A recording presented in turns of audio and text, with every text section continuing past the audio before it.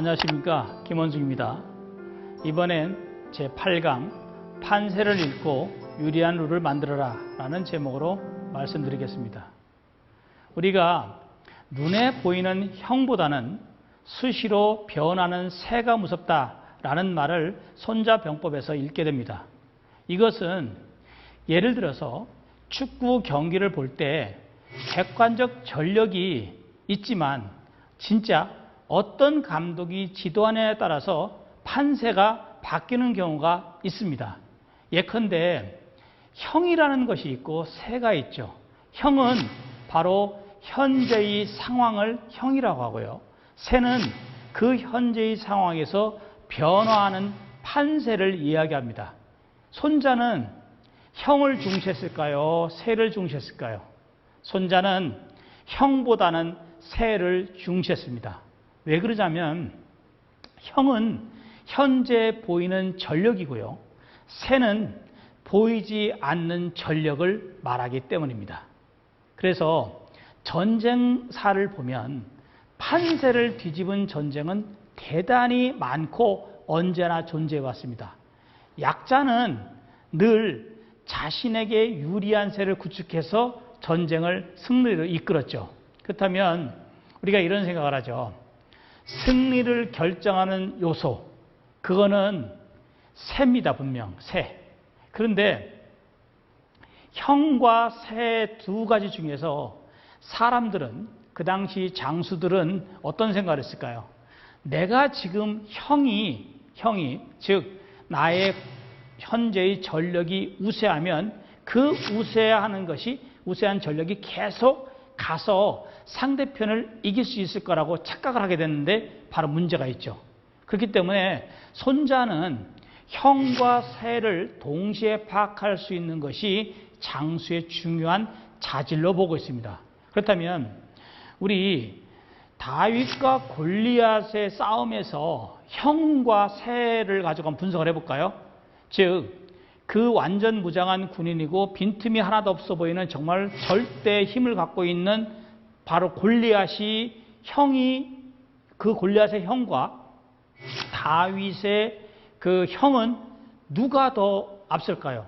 당연히 골리앗이죠. 그런데 그 골리앗이라는 형은 첫째, 변화할 수 없는 거죠. 현재 전력이란 말이죠. 현재 힘이란 말이죠. 그래서 형은 현재의 상황이고 절대 불변하는 것으로 생각할 수 있는 것입니다. 그런데 바로 그 다윗이 골리앗을 이길 수 있었던 것은 뭘까요? 형으로서는 골리앗이 앞섰지만 새가 다윗에게 넘어왔기 때문이죠. 그 새가 넘어오게 된 결정적인 계기가 다윗이 바로 골리앗의 기정에서의 그 정의 부분, 그 다음에 허실에서 실한 부분을 공략하지 않고 다윗의 유리한 새를 끌어들여서 결국은 자기한테 유리한 국면을 맞이했기 때문에 가능한 것이죠. 그렇기 때문에 우리가 형과 새를 마치 그 동전의 양면, 표리의 관계라고 얘기를 하지만 바로 승형, 즉 이길 수 있는 형태, 즉 이길 수 있는 형상에서 패세, 질 수밖에 없는, 패할 수밖에 없는 그 판세로 뒤바뀌는 상황은 얼마든지 존재한다 이거죠. 예컨대 우리가 이런 사례를 하나 들어볼게요. 그 삼국지에서 3대 대전에 들어가는 관도 대전 아시죠? 즉 북방에 있는 원소, 즉 3대 4세 3공을 지내고 북방에 강력한 세력을 구축한 원소와 조조가 바로 관도라는 그 강을 중심으로 해서 거기서 맞부딪힙니다. 그래서 잘 아시다시피 그 당시 원소의 병력은 10만 명이었고 천하에 수많은 전략가들과 장수들이 다 원소 밑에 있었죠. 그런데 조조는 그 당시 막 병사들을, 즉 군대를 조직한 지도 얼마 안 됐고 대부분 그 당시 청주병이라는 걸 가지고 조직했기 때문에 사실 오합지졸보다 조금 더 나은 정도 수준밖에 안 됐고 병력도 2, 3만 명밖에 안 됐다고 얘기를 합니다. 그러니까 그 당시 원소가 원소가 이제 관도대전에서 원소 병력을 보고 전력을 보고 조조의 그 모사인 공용이 순옥이라는 조조의 또 다른 모사에게 던진 말이 있습니다. 뭐라고 얘기했냐면 원소는 영토가 넓고 군대가 강성하며 전풍과 허유와 같이 지모가 뛰어난 선비도 있어서 그를 위해서 계책을 세웁니다. 신배와 봉기와 같은 자가 충성을 다하고 있고 바로 알량과 문채와 같이 3군을 다스릴 수 있는 그 용장이 그의 군대를 통솔하고 있으니 절대 아마도 이길 수 없을 것입니다. 라고 얘기를 했어요. 그랬더니 당연히 이 순욱이 이 말을 듣고 조조한테 얘기했죠. 그래서 조조가 근심이 굉장히 많아요. 그러니까 조조가 공룡이 또 이런 말을 했다 그러니까 순욱한테 경도 그렇게 생각하시오 그랬더니 순욱의 말은 달랐습니다. 뭐라고 얘기했냐면 이렇게 얘기를 했어요. 정반대 얘기를 해요. 이렇게 얘기를 합니다. 원소가 비록 많은 군사를 거느리고 있다고는 하지만 군법이 정비되어 있지 못합니다. 전풍은 강인하나 윗사람을 거스르고 있고 허위는 탐욕스러워 자신을 다스리지 못합니다. 신배는 독단적이고 계획성이 없고 봉기는 과단성이지만 스스로의 판단에 따르니 이 두 사람이 원소를 위해 기주에 남아서 뒷일을 관리할 때 허위의 가족들은 법을 위반할 것이고 그러면 반드시 관용을 베풀 수 없을 것입니다.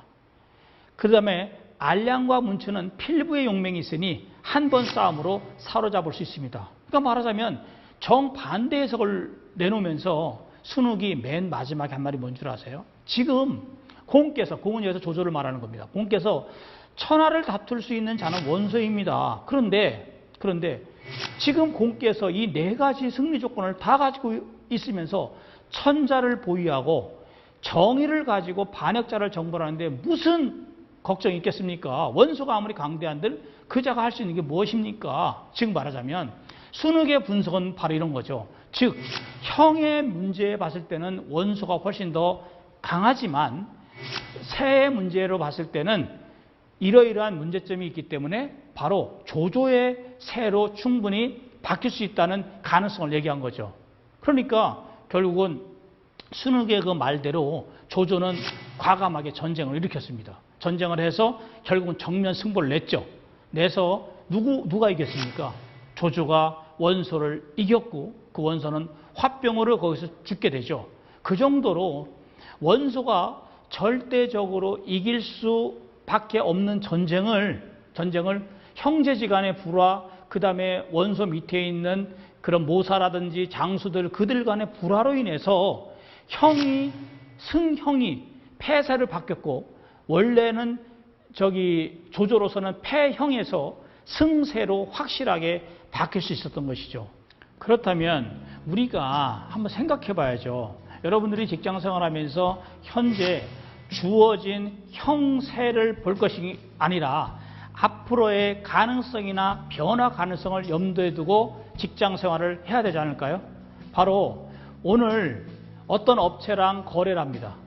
또는 좋은 성과를 낼 수 있는가 없는가 하고 또 경쟁을 하고 있습니다. 그런데 지금 분명히 형으로 봤을 때는 나한테 불리한 형이고 그 다음에 상대가 유리하다 하더라도 나에게 유리한 새로 그것을 바꿔나갈 수 있는 그러한 역량과 능력을 분명히 갖고 있어야 됩니다. 바로 그 유리한 지점이라는 것은 눈에 보이는 것이 아니죠. 눈에 보이는 것이 아니기 때문에 대단히 그것을 파악하는 것이 어렵지만 바로 보이지 않는 잠재적인 힘, 바로 새죠. 이것을 볼 줄 아는 안목을 갖춘 직장인이야말로 여러분들이 직장 생활하는데 큰 도움이 될 거라고 생각합니다. 감사합니다.